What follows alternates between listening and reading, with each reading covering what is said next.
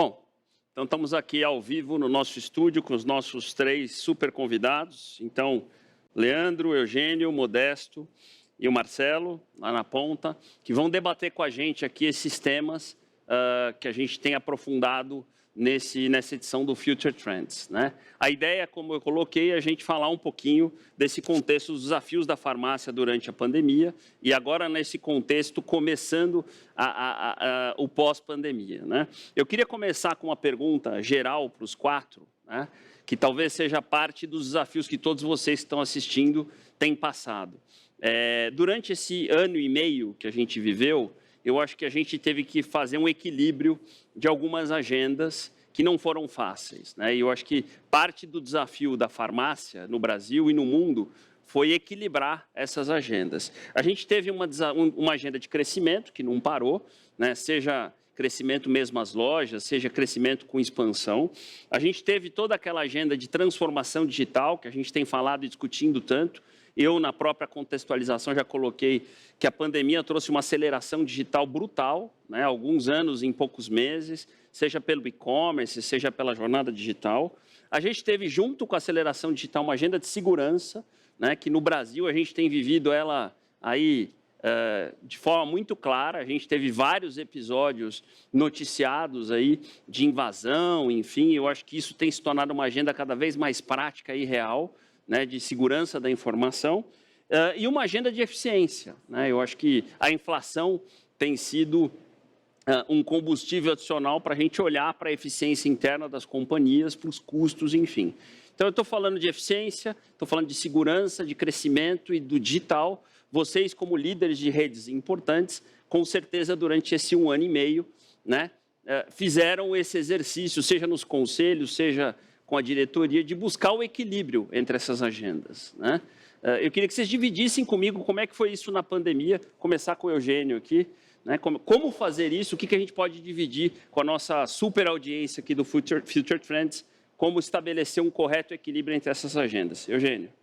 Bom dia, Edu, bom dia aí a todos que estão aqui com a gente, bom dia aos colegas aqui do painel. É engraçado quando a gente fala em equilíbrio, né? Parece que você pode fazer uma coisa mais para cima, outra mais para baixo, mas esse foi um equilíbrio com todas as variáveis lá no talo. Realmente, assim, é um momento que é muito difícil fazer escolhas, né? Então, acho que o primeiro desafio da pandemia foi um desafio realmente de adaptação, né? Foi um desafio de operar num mundo de home office, com as pessoas em isolamento social, num mundo em reconfigurar a farmácia para conseguir atender as pessoas na sua casa. Acho que tinha todo um trabalho de digital que já vinha sendo feito, mas, assim, se a gente olhar o que aconteceu na pandemia, foi uma aceleração brutal aí. Alguém falou o número 5 anos, talvez seja um número bom, né? Acho que não só a digitalização acelerou 5 anos, mas o tema da saúde digitalizou 5 anos, também acelerou 5 anos. Só a Raia Drogasil fizemos, acho que, mais de 3 milhões de testes de Covid nesse período. Se a gente olhar para a forma como um todo, acho que o Sérgio falou esse número, se eu não estou enganado, era da ordem de 10 milhões. Todos nós saímos correndo, disponibilizando para o cliente serviço de entrega via WhatsApp, aplicativo, várias modalidades diferentes. Então, acho que teve essa agenda realmente muito forte de se voltar aí realmente para o cliente, e em cima de algo que vinha sendo criado, né? Graças a Deus, para a gente veio num momento bom. A gente já tinha 1, 2 anos de trabalho muito forte no tema da digitalização, mas realmente isso acelerou, e acho que a farmácia sai realmente num cenário muito diferente, né? Se colocando não só como um varejo super moderno, digitalizado, mas também como um ponto de referência em saúde. E teve todas essas outras agendas que a gente falou, né? Acho que essa agenda de segurança é muito importante. A gente vê aí grandes empresas não só sendo atacadas, mas sendo atacadas até com sucesso, né? E tendo que parar suas operações, reconfigurar suas operações. E eu acho que ninguém estava pronto no nível que deveria para a ameaça que se tornou. E isso, para a gente, hoje é uma das maiores prioridades aí, que acho que a gente vem trabalhando também, né? De falar que alguém está 100% seguro não dá, mas acho que a gente vem investindo muito recurso financeiro, recurso humano, em realmente usar toda a tecnologia possível, todo o know-how possível para a gente estar bem protegido. E a agenda de eficiência, acho que é uma agenda aí de todo dia. Não sei se eu esqueci de alguma delas, você falou. Então é isso. Obrigado. O interessante, a gente vai aprofundar aqui com os demais, é que, apesar de parecerem 4 agendas independentes, elas se conectam, né? Porque muitas vezes a gente percebe que o crescimento do digital e principalmente do e-commerce começa a pensar, a gente a fazer pensar que tamanho a minha rede deveria ter. Eu deveria continuar abrindo lojas na mesma velocidade, sim ou não? O digital também traz eficiência, né? E o digital, que parece sim ser uma agenda positiva, é que traz o aumento dessas ameaças de segurança que a gente tem visto e que você comentou muito bem. Eu vou lá para a ponta agora com o Marcelo. Queria dar a tua visão sobre esse mesmo tema, Marcelo. Bom dia, Edu, Alberto, todos os amigos aqui, todos que nos assistem. Acho que o Eugênio falou bem, o início da pandemia acho que foi muito complicado para todo mundo, né? Você ter uma parte da sua equipe em casa, outra parte na loja, com aquele medo que ninguém sabia inicialmente o que fazia, mas acho que isso a gente pôde enxergar que a gente consegue se adaptar muito bem, muito rápido. Nós conseguimos acho, trazer uma segurança para o nosso colaborador, uma segurança para o nosso cliente.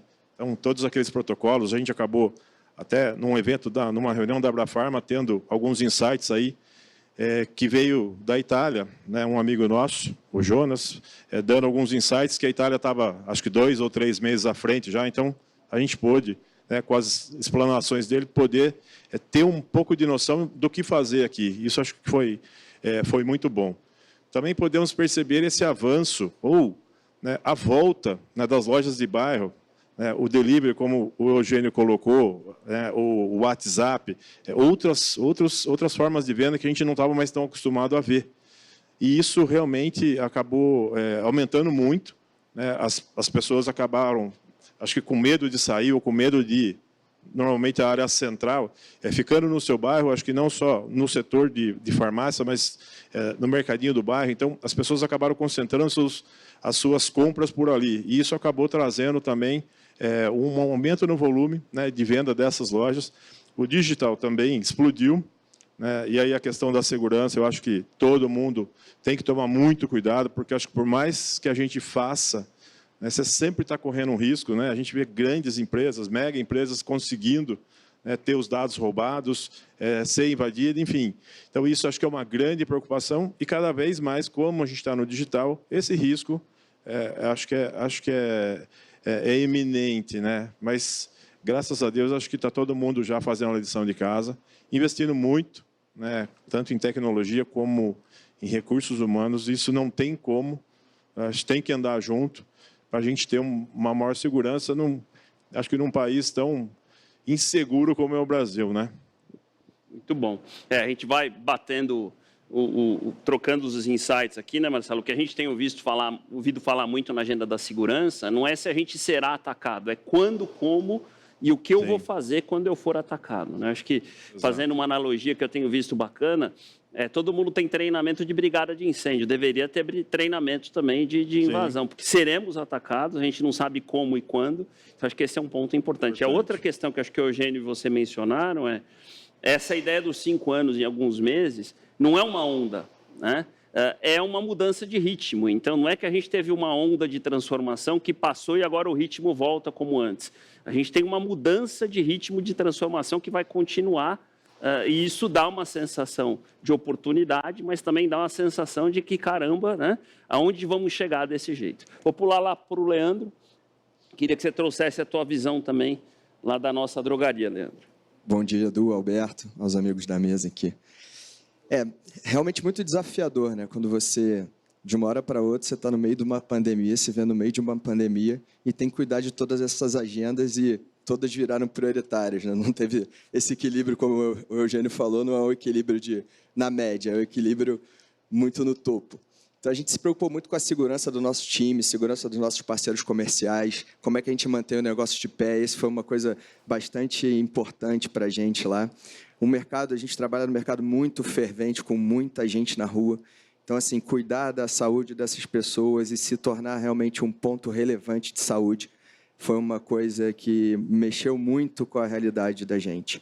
E essas transformações, elas vêm, é o que você falou, né? Vem sempre top-down, e eu acho que a pandemia ajuda a mudar muito a cabeça do board, né? De certa forma, fala assim, olha, agora tudo aquilo que dava para deixar um pouco para depois não dá mais, tudo virou uma prioridade, então a gente tem que vender do jeito que o cliente quer fazer. Essa coisa do cliente no centro virou uma realidade, não dá para ser discurso, porque ele começou a demandar de uma forma que não demandava antes, né? Então, acho que isso foi um aprendizado e acho que isso também melhorou o ritmo das empresas para fazer as coisas diferentes, né? Então, rever seus sistemas, rever seus processos, porque tudo tem que ser alterado, mudado e para ser realmente centrado no cliente.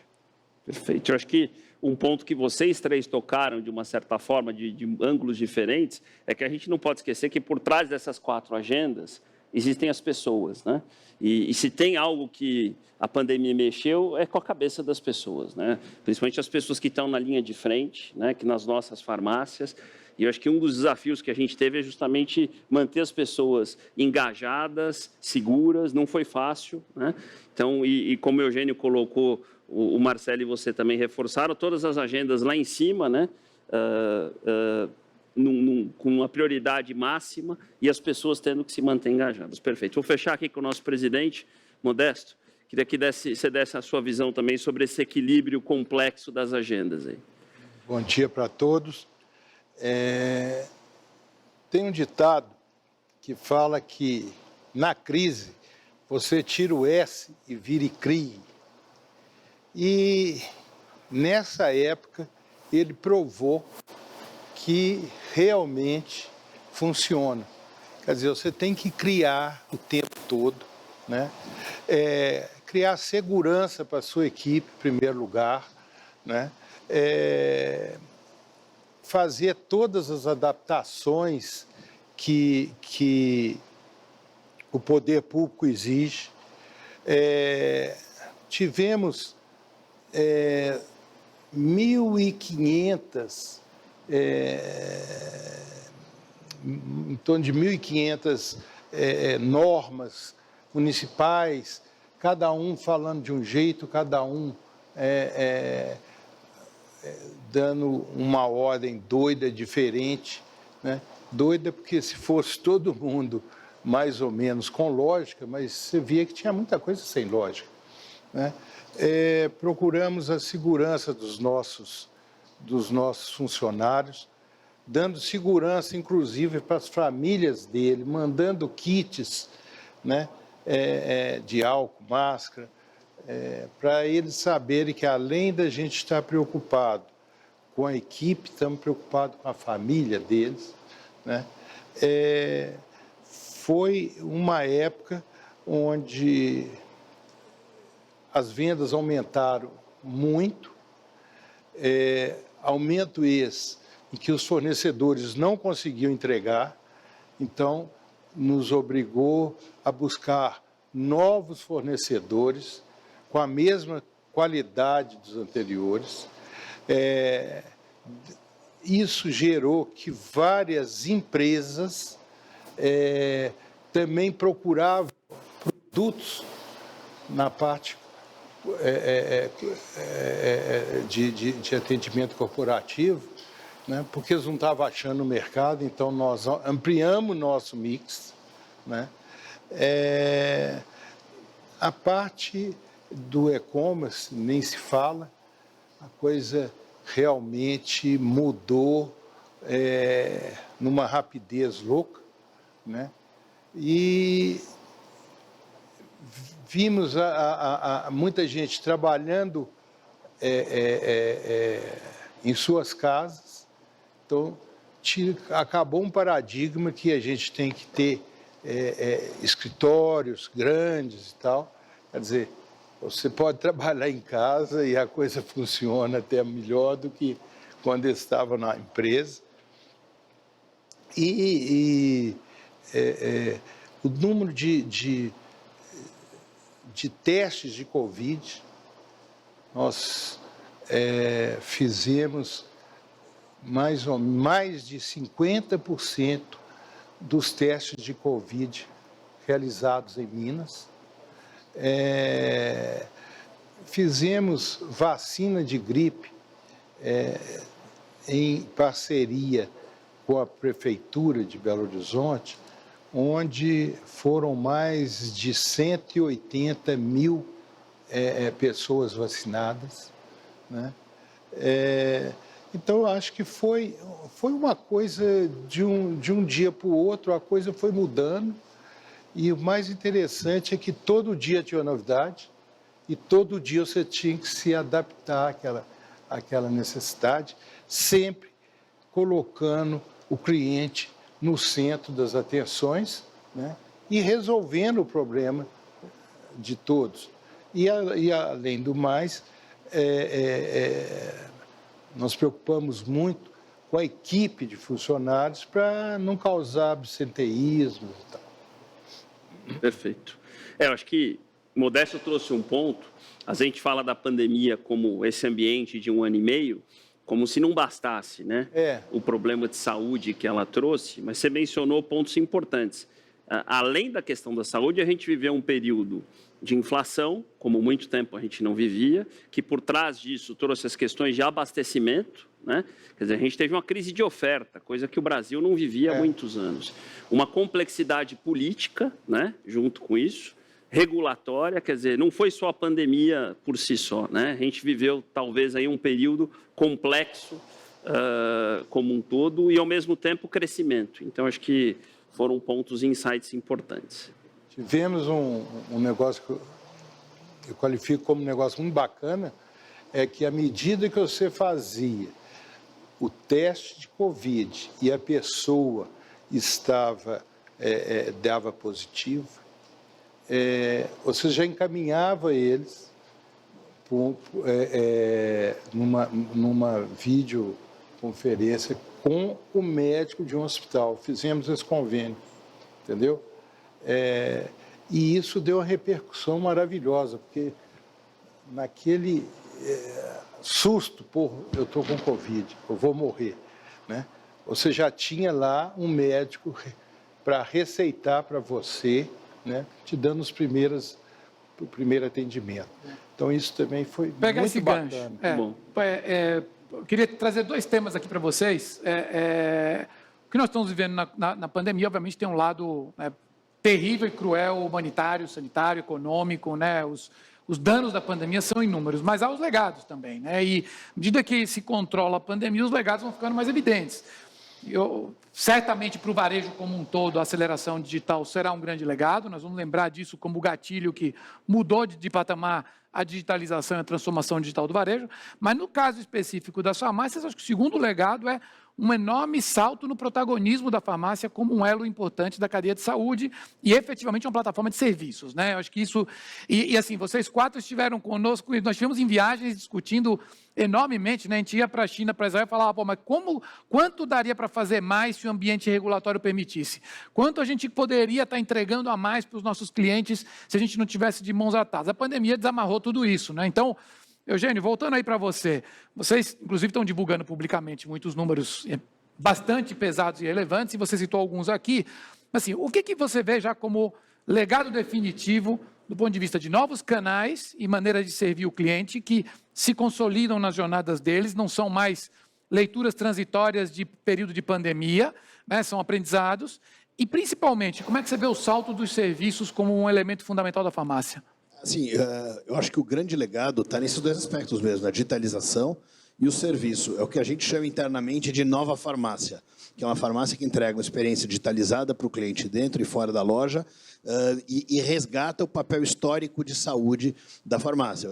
E quando a gente fala, por exemplo, digital, os números falam por si só, né? A gente tinha, sei lá, 1,5% de participação do digital na venda, chegou o segundo trimestre do ano passado, com todo mundo trancado em casa, aquilo foi para 7,6%, mas era um pico. As pessoas começaram a circular, aquele número caiu um pouco, se a gente olhar o último trimestre, já tem 8,9%, então caiu, mas voltou a crescer. Então, à medida que o cliente entendeu essa conveniência ampliada, testou esses canais e percebeu que ele consegue ter a mesma qualidade com mais facilidade, isso veio para ficar. E do ponto de vista de exame, também acho que é a mesma coisa. Claro, tem um pico hoje de exames, de Covid. Espero que esse pico passe rápido, porque quer dizer que a pandemia vai estar passando, a vida vai estar voltando ao normal. Mas, se a gente olhar como esse atendimento foi feito, o cuidado de higienização, o cuidado de receber, amparar, informar, direcionar as pessoas, como o Modesto falava, por exemplo, isso é enorme. Então, acho que a forma cuidadosa como a gente fez o teste de Covid, a forma técnica, a forma sanitária, muito mais do que uma coisa comercial de atende o máximo possível, dane-se o padrão, que nenhum de nós trabalha dessa forma, mas acho que isso dá credibilidade para o cliente no ano que vem, quando ele for procurar vacina contra a gripe ou quando ele for procurar qualquer outro serviço médico. E eu acho que dá também muita autoridade para a Abrafarma dialogar com o poder público e ampliar o escopo do que pode ser feito na farmácia em termos de procedimento de saúde. Acho que é muito bom, inclusive, assim, e você traz números que são exatamente o efeito do legado, né? Ou seja, a pandemia arrefeceu e a aceleração digital continua aumentando. É novo hábito, assim, como você falou, tá bom, tomara que a gente não esteja aplicando tanto teste de Covid, mas as pessoas vão se acostumar a usar a farmácia para coisas que elas não usavam antes. Eu sou testemunha viva disso. Eu tenho acessado a farmácia para vacinas, para teste, para muito mais serviços do que eu usava antigamente, né? Então, vamos seguir a sequência anterior. Vocês aí, Marcelo, como é que vocês estão vivendo os dois processos? E aí, como isso transformou o negócio de maneira perene? Olha, eu acho que o Eugênio colocou uma palavra, segurança, extremamente importante, acho que no nosso negócio. Isso a gente conseguiu, acho que desde o início, a gente mudou a nossa rotina interna, a gente conseguiu dar não só informação para o cliente, mas fazer com que ele se sentisse seguro. É óbvio que a jornada dele mudou, né? O cliente, naquele momento, ele queria entrar em 5 minutos, está fora da loja, não queria, porque o Covid... Era o medo, né? Era um medo absurdo. Acho que quando nós começamos a fazer o teste, as pessoas começaram a entender que quanto mais gente identificando, né, positivo ou negativo, a maioria é negativo, graças a Deus, mas com toda a segurança, né, eu acho que isso mudou o patamar, acho que das farmácias, não só os testes, né, mas os serviços farmacêuticos que a gente já vem prestando há algum tempo, né, e eu sempre falo dentro da Drogal que eu era um inconformado do farmacêutico ser um entregador de caixinhas. Então, acho que a gente resgata, né, o farmacêutico lá de trás. O papel consultivo dele, né? Exatamente. Né, uma formação, inclusive hoje, mais voltada para o atendimento, para entender, né, o nosso cliente, para fazer com que o tratamento que o médico prescreveu seja cumprido. Outra coisa, acho que a importância, no início a gente tinha um receio da loja física, né, e acho que não mudou. A gente mudou internamente, acho que todo mundo mudou um pouco, né, layoutização, mix de produto, mas assim, ela continua sendo muito forte e junto com o digital. Então, isso a gente consegue ter um equilíbrio, né? Eu acho que isso é muito importante, porque existia um medo, né? Continuamos abrindo loja, não continuamos, abrimos lojas diferentes, maiores, menores, mas eu acho que isso hoje acaba complementando, né, os dois pontos, tanto o digital quanto o físico, e com essa questão da segurança que eu acho primordial e imprescindível. Eu acho que esse ponto segurança, na verdade, na perspectiva do cliente, se traduz por confiança, né? Sim. A confiança que ele tem é que faz com que ele efetivamente prestigie, e isso vai se tornar uma avenida de oportunidades. Com certeza. Sem dúvida. Leandro, como é que vocês estão vivenciando aí? A gente viu a transformação e a relevância da transformação do papel da farmácia para o brasileiro. Porque de uma hora para outra, a gente virou o primeiro acesso, às vezes, a uma demanda de saúde, né? Então, assim, a capilaridade das farmácias hoje, tanto no físico quanto no digital, faz a gente ser, às vezes, o primeiro atendimento, o primeiro ponto de apoio para a população. E acho que esse papel cresce a cada dia, porque a gente se mostrou relevante, a gente se mostrou seguro, eficiente. Então, a gente estava ali, assim, a gente, com 8 mil farmácias Abrafarma, mais ou menos, a gente está perto de muitos e muitos clientes. E a gente consegue ser mais perto, às vezes, nas nossas regiões, mais perto do que uma UPA, mais eficiente do que, às vezes, um hospital. E a gente pode oferecer esse primeiro atendimento. Assim, eu preciso ir ao hospital, eu preciso enfrentar aquela fila, ou eu posso já saber o que eu tenho, eu posso ir ao médico, eu posso ter o primeiro atendimento ali. Então, isso foi muito relevante. E com o digital, você consegue dar mais comodidade à família, dele não precisar se expor, às vezes, né, e estar mais seguro. Todo mundo quer que isso passe, mas a gente está aí para ajudar. Eu acho que depois que isso passe, acho que a farmácia mostrou que ela pode ser realmente muito relevante para a saúde brasileira. Mais ativa, sem dúvida. Aquilo que você falou, Modesto, do encaminhamento que vocês estão fazendo, né? Detectei um teste positivo, ajudo o meu cliente já a se tratar. Nós vimos isso na China, né? Farmácias com terminais de telemedicina conectados a consultas remotas, receituário eletrônico e já prescrição imediata é a solução completa, né? Agora, o que vocês estão vendo como permanente? O que fica de tudo isso no uso de tecnologia e de serviços para a farmácia que vem daqui para frente?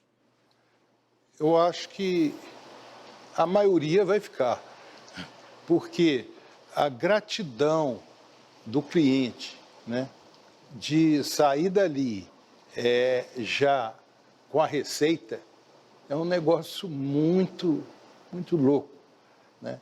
Então, eu acredito que vai ficar. É justamente isso que vocês falaram, da confiança, né? Você está preocupado com ele. É um negócio também que muito interessante, né? O medo de ir à loja, né? Você não imagina como os drive-thrus, o atendimento drive-thrus aumentou, mas aumentou muito, aumentou 4 vezes, 5 vezes, né? E mesmo com a pandemia arrefecendo, continua? Continua, né?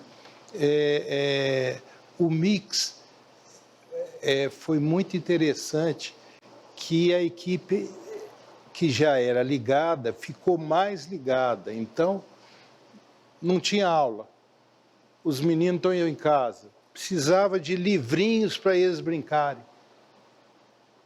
Livros educacionais, precisava de produtos que distraíssem a criança, né? Os adultos trabalhando em casa, então precisava de papel A4 e outras coisas mais. Então, isso tudo foi aumentando ainda mais, né, a confiança do cliente, onde que na hora que ele vai na Araújo, ali ele resolve o problema dele.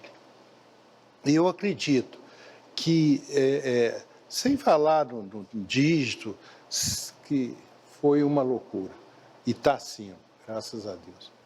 Então, eu acho que a maioria, quase absoluta, veio para ficar, e a gente notou uma coisa: tem muita oportunidade ainda, mas é muita oportunidade, né? Eu acho que essa pandemia sacudiu nós todos. Muito bom. Esse, sem dúvida, acho que o legado acelerou tudo, né? E eu acho que essa percepção de que dá para experimentar muito mais, ousar muito mais, ambicionar muito mais, e esse negócio vai evoluir com uma velocidade diferente, né? Com certeza, com certeza. E o que surgiu aqui, né, Alberto, vocês vão ver na palestra de amanhã, estou dando um pouquinho de spoiler, o doutor Mescot, que para muita gente, como eu coloquei, é um dos maiores especialistas de saúde do mundo, que olha para o futuro, ele fala o quanto no mundo e no Brasil o farmacêutico é subutilizado, o quanto, na visão dele, isso vai mudar nesse novo ecossistema da saúde, e acho que vocês mencionaram aqui. Eu queria entrar num tema agora. Inclusive, está sentindo muito mais valorizado. Muito mais valorizado. Muito mais valorizado, né? Porque ele ali, ele está fazendo um trabalho realmente. Não cresceu o papel dele, né? Pelo Não qual ele cresceu. estudou e se formou. Né? Então, Exatamente. Isso aí. Muito bem. Mudou. Exatamente. Eu queria entrar num tema agora que está na chamada do nosso evento, né? O foco no cliente, o cliente no centro. A gente já discutiu aqui no painel a velocidade com que as coisas mudaram e continuam mudando, né? Então, acho que todo mundo mencionou que é pé no acelerador no máximo em todas as agendas. E, nesse contexto, é fácil errar, né? Por que é fácil errar? Porque a gente está andando muito rápido, mudando as coisas muito rápido. E aí o que a gente tem dito sempre é, como é que eu não erro? Colocando o cliente sempre no centro da discussão, né? Porque as mudanças são feitas pensando no cliente, seja para o digital, seja na loja, seja nos serviços, enfim. Se a gente aterrissasse um pouquinho isso para a prática, né? Como é que vocês, nas empresas de vocês, têm feito isso de forma prática? Como é que vocês têm feito esse exercício de ouvir o cliente, colocar ele no centro da estratégia? Lá atrás, a gente falava o seguinte, vamos fazer pesquisa, né? Mas até o jeito de pesquisar mudou, é usando dados, é trabalhando de forma analítica cada vez mais. Eu queria que vocês pudessem trazer para a nossa audiência, hoje que está gigantesca, algumas ideias práticas de como é que a gente coloca o cliente no centro da estratégia de forma real. Vamos seguir a nossa sequência aqui, Eugênio. Está avançando muito ao longo desse período todo na famosa gestão ágil, né? Então a gente já tem hoje um grupo enorme aí de times ágeis, né? E que são times assim que trabalham, são grupos multifuncionais com gente de produto, gente de tecnologia, visões aí diferentes, né?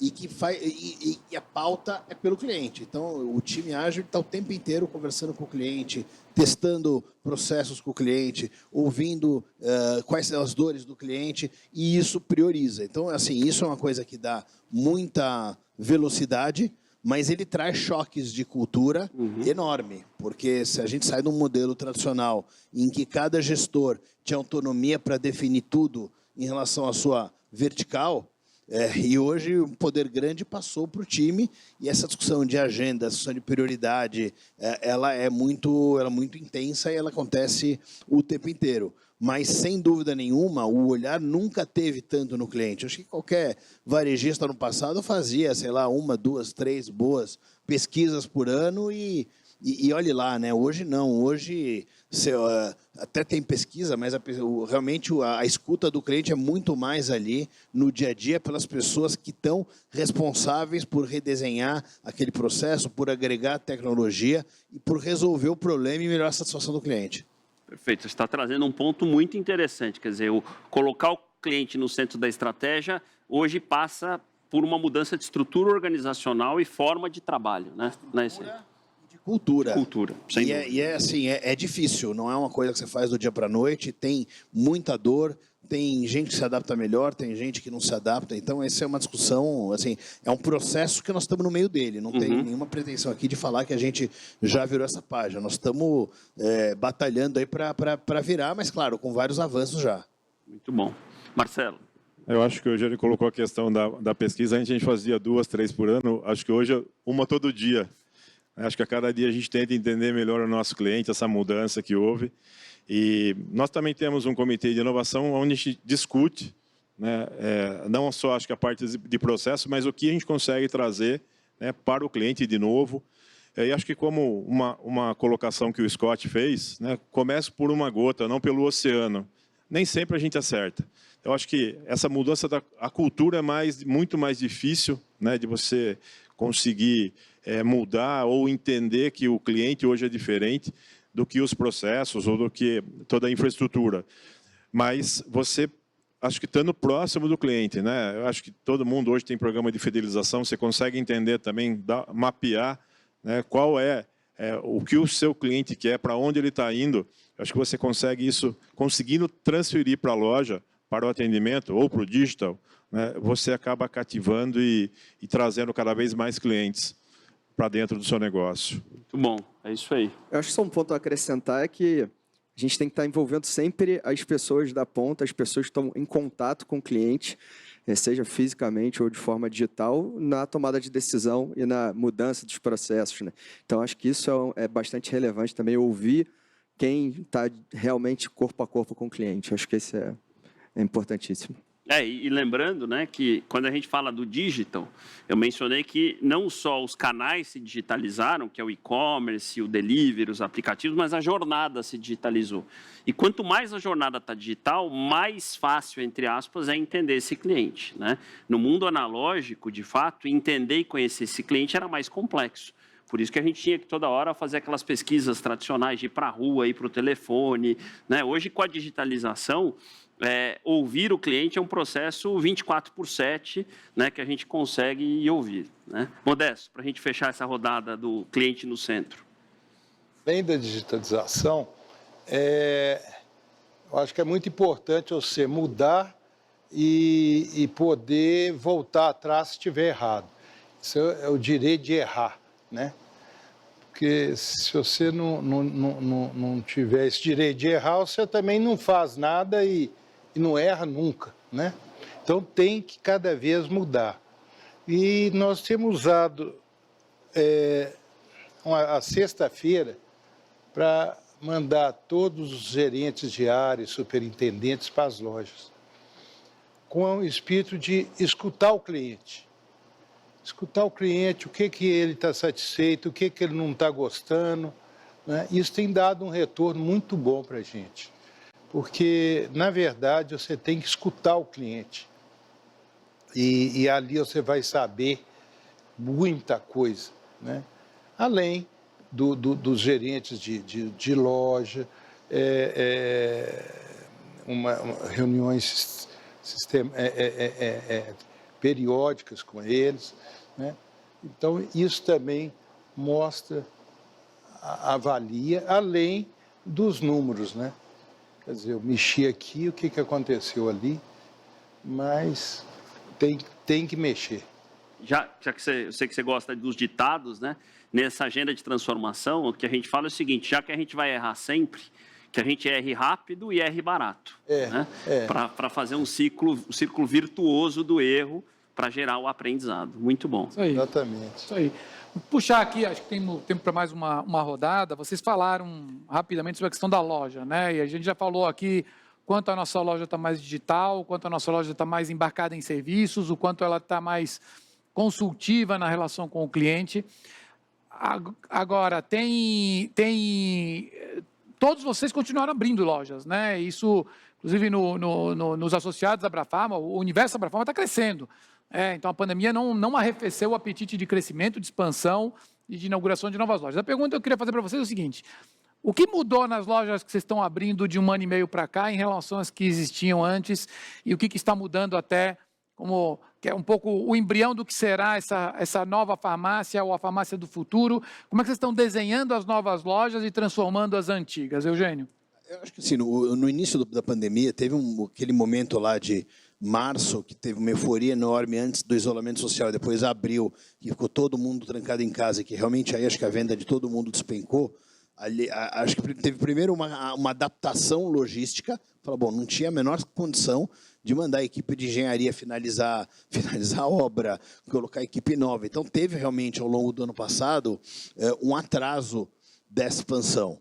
Mas a gente, na medida em que a gente viu as coisas se normalizar, na medida que a gente tem bastante caixa, estrutura capital saudável, etc., a gente realmente nunca pensou em mudar a expansão. Então, a gente abre 240 lojas ano, vem fazendo isso já, acho que há 4, 5 anos, e a gente seguiu fazendo. O que aconteceu, tanto no ano passado e em alguma escala também nesse ano, é que, em vez de fazer uma abertura bem distribuída ao longo do ano, a gente acabou tropeçando no começo do ano e teve que correr atrás no segundo semestre. E o que mudou na característica das lojas novas, dos novos projetos de loja que vocês estão fazendo? Fisicamente? Assim, em relação à pandemia, talvez um cuidado maior com o shopping center, né? Eu acho que o shopping foi talvez o canal mais afetado, já vem voltando, já vem melhorando bem, mas assim, teve também até antes da pandemia muita abertura de shopping em cidade pequena que não comporta tanto shopping. Então acho que tem uma lente mais seletiva no shopping center. De resto, região que cai vai subir, região que sobe talvez caia um pouco.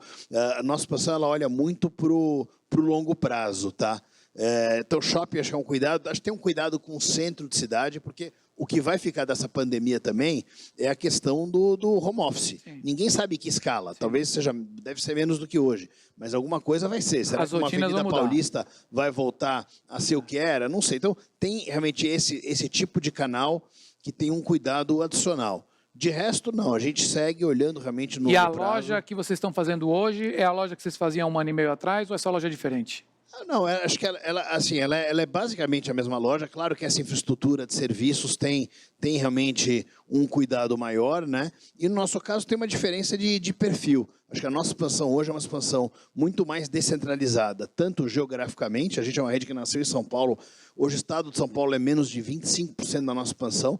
Se a gente olhar cidade de São Paulo, acho que a gente abriu 10, 15 lojas só no ano passado. Esse ano é parecido. Então, essa expansão está cada vez mais no Brasil inteiro. E na medida em que, mesmo fora de São Paulo, a gente já vai ocupando mais espaço de classe A, a gente começa a ter uma expansão também, descendo aí um pouco, e tem uma expansão que pega essa classe média expandida além da classe A. Então, a gente está abrindo muito mais cidades por ano do que abria no ano passado. Até o fim do ano, vamos estar em todos os estados do Brasil. Legal. Marcelo, o que está mudando nas lojas novas? Alberto, acho que fisicamente pouca coisa, né? Hoje, por exemplo, no nosso caso, todas as unidades novas abertas, a gente já tem o serviço farmacêutico. As anteriores, nem todas, inclusive, comportavam fisicamente uma sala do farmacêutico. Então, assim, de 3 anos para cá, todas as unidades eu acho que internamente, uma mudança um pouco no layout, né, mais por conta da rapidez desse cliente, ou de novos mix, né, que ele passou a procurar por conta da pandemia, principalmente. Mas eu acho que, assim, fisicamente falando, muito pouca coisa. O ano passado também a gente acabou dando no primeiro semestre, segurando um pouco a questão da expansão. Era uma preocupação muito grande do que ia acontecer. Graças a Deus nós não temos lojas em shoppings, porque todos os shoppings fecharam, então isso foi muito ruim para quem tinha. Mas depois do segundo semestre, realmente, a coisa voltou a andar e esse ano praticamente na sua normalidade. Bom. Leandro. Com a preocupação da abertura de novas lojas, a gente pensou em lojas um pouco maiores para poder realmente ter uma sala de serviços farmacêuticos mais ampla, né, que a gente possa fazer vacinas em alguns casos, né, que a gente possa atender melhor nosso cliente. E também um pouco pensando em ampliação de mix. Né? Então, assim, a gente pensou em lojas um pouco maiores para a gente poder embarcar essas coisas todas e ser uma loja com uma solução um pouco melhor e mais rápida, mais cômoda para o cliente, sem falar na segurança, óbvio. E vocês, Modesto? Bom, falar de loja grande com você é quase redundância, mas o que mudou nas Novas Araújo? Nós estamos aumentando a área de serviços farmacêuticos e o resto não mudou muito, não. Né? Está aumentando a estrutura de retaguarda e estoque para atender o digital ou drive-thru aos novos canais, como você citou antes? Nós estamos fazendo o click retiro nas lojas, mas pelo sistema de gestão de estoque nosso, ele vai se adaptando Ela ao dá crescimento. conta com a estrutura atual. Agora, o mais importante é o seguinte, Eugênio, você tinha que pular o Sudeste e ir direto para o Norte e Nordeste. Não dá, meu investidor não deixa, Modesto. Hein? Meu investidor não deixa. Não? Não dá. Aqui, fala com ele que tem umas lojas da PagMenos lá maravilhosas, que você tem que fazer companhia para eles. Estou fazendo também, fica tranquilo. Incomoda lá para cima e deixa o Modesto quieto, assim, não incomoda muito ele, não. Alberto, porque a gente tem 3 minutinhos de painel e temos perguntas da audiência. Eu vou fazer uma, aqui. Você faz a outra. Tá bom, tá bom. E aí não precisa todo mundo responder, acho que a gente pode direcionar para quem quiser responder, tá? Eu vou fazer aqui uma da Ana Paula Reis. Obrigado, Ana Paula, pela participação. Olá, bom dia. Como os grandes varejistas farmacêuticos, que são vocês, enxergam a valorização dos colaboradores? Por exemplo, esses serviços são essenciais, ter bons profissionais e dispostos a fazer a diferença. A gente falou um pouquinho, né, da valorização dos funcionários. O que vocês podem mencionar aqui para a Ana Paula? Eu acho que é fundamental, né? Acho que quando a gente olha na pandemia, vamos voltar ao ano passado, tá certo?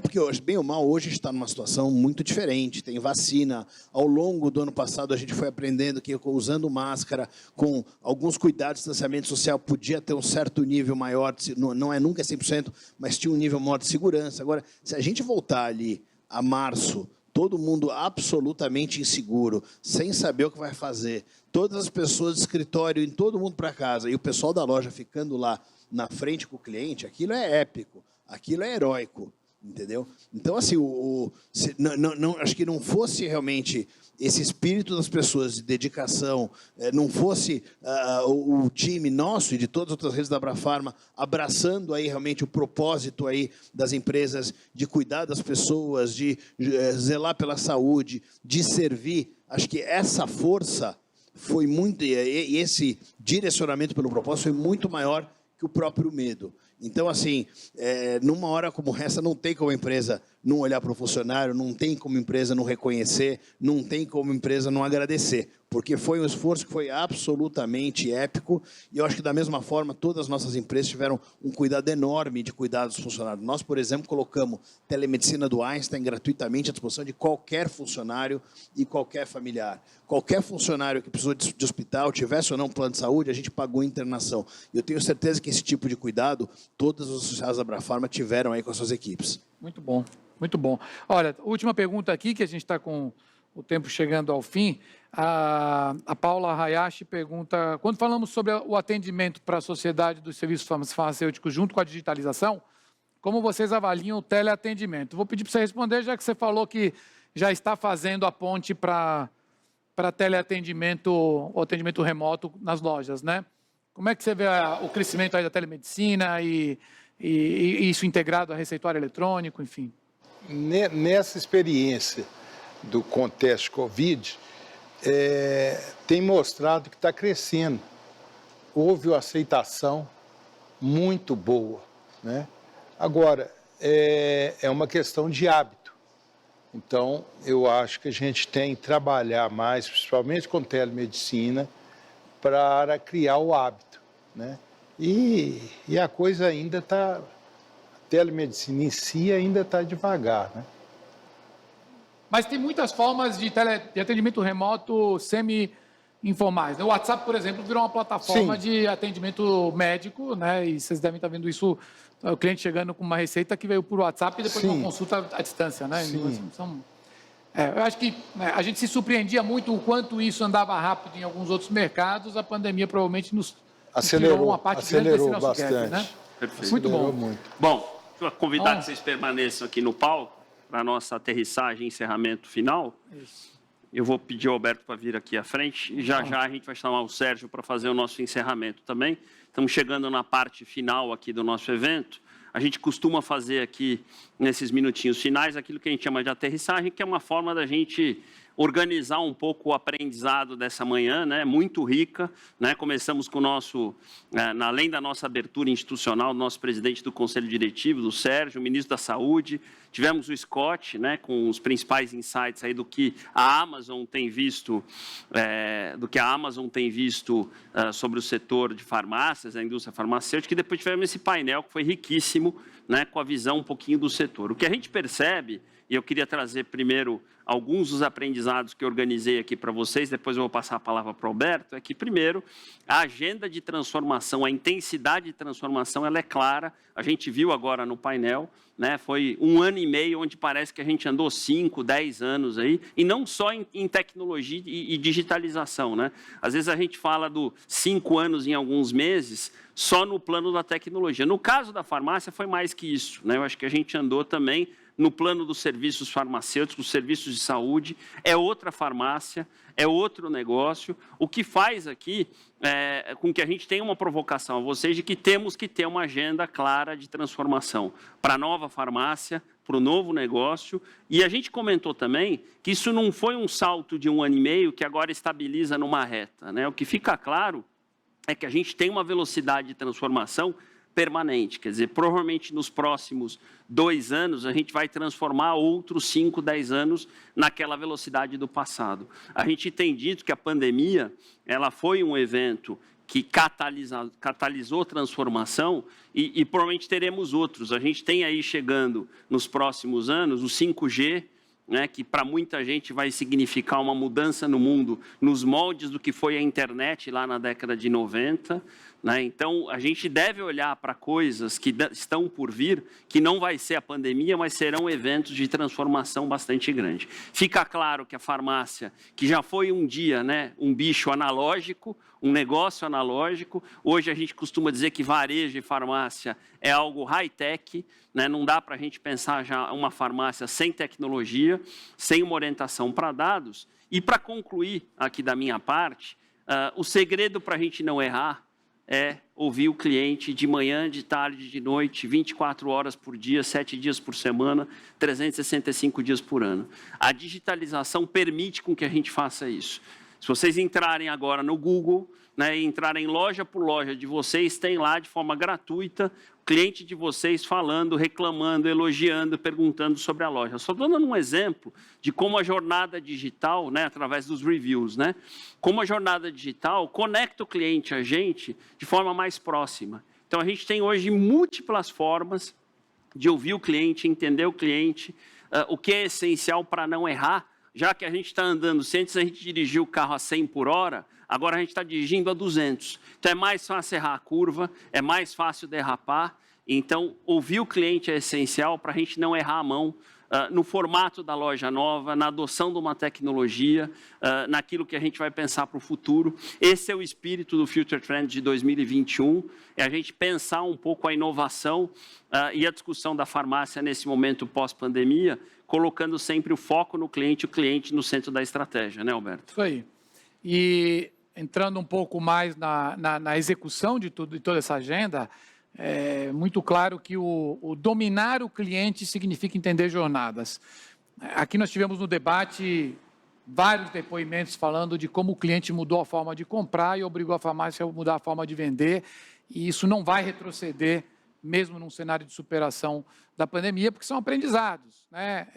Como o Eugênio falou, a hiperconveniência descoberta pelo cliente, ele não vai querer abandonar e perder. Então, temos que nos acostumar a entender que comportamentos mudam, jornadas mudam e o digital faz parte de todas elas. E a maneira de conseguir monitorar, entender e interpretar a jornada de cliente é pelos dados. E só se consegue transformar dados em insight, em inteligência, em transformação, se eles forem estruturados, se eles gerarem a capacidade de extrair deles o valor daquilo que eles podem gerar para transformar efetivamente os negócios. Só se faz isso com arquitetura, com infraestrutura e com processos adequados. Então, essa não é uma agenda de tiro curto, essa não é uma agenda que tem ponto de chegada, é uma longa jornada, como falamos aqui também em diversas passagens na nossa discussão, se aprende errando, cometendo erros inteligentes, se encontram os grandes acertos, e é preciso criar essa cultura permeável à experimentação, a teste, a erro, aprendizado, há muita colaboração, porque também não é preciso repetir os erros que outros já cometeram, é possível aprender também com os erros e a experimentação e a curva de conhecimento que parceiros e stakeholders de negócio também podem ter.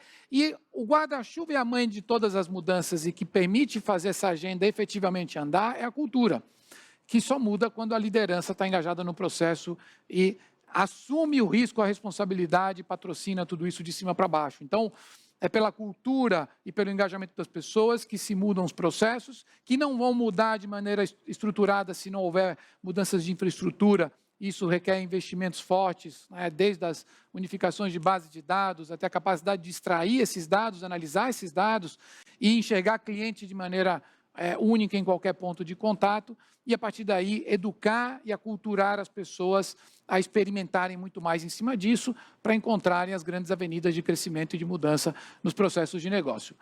O Future Trends vai continuar hoje à tarde. Amanhã de manhã nós teremos uma outra sessão muito intensa e rica de conteúdo, e agora vamos chamar aqui o Sérgio Menar Barreto para fazer o encerramento da manhã de hoje, falar um pouquinho do que vem pela frente. Então, Sérgio, volta ao palco aqui conosco.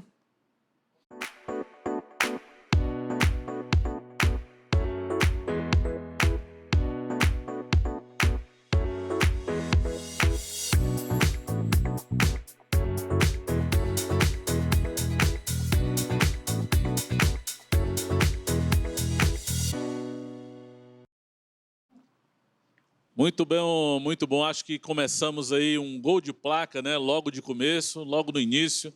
E muito obrigado pela audiência de vocês. Quase 7.000 pessoas hoje se conectaram com a gente. E é uma satisfação muito grande começar o evento com essa pegada, né? Com tudo isso que foi dito aqui hoje. Vamos continuar. À tarde temos as sessões Encontro Varejista. Sei que muita gente aí, tive notícia que algumas empresas estão com problema no VPN, né? Ou seja, na conexão por causa de bloqueios nas companhias. A gente está reenviando o link para todo mundo, tá? Para garantir que hoje à tarde não tenha ninguém fique de fora do nosso encontro varejista. Muito obrigado a todos. A gente se encontra daqui a pouco. Valeu. Muito obrigado, pessoal. Olha só, fechando aqui com um painel, né, uma imagem incrível nesse primeiro dia do Abrafarma Future Trends 2021. A gente se vê daqui a pouco. Obrigado, pessoal. Palmas, gente.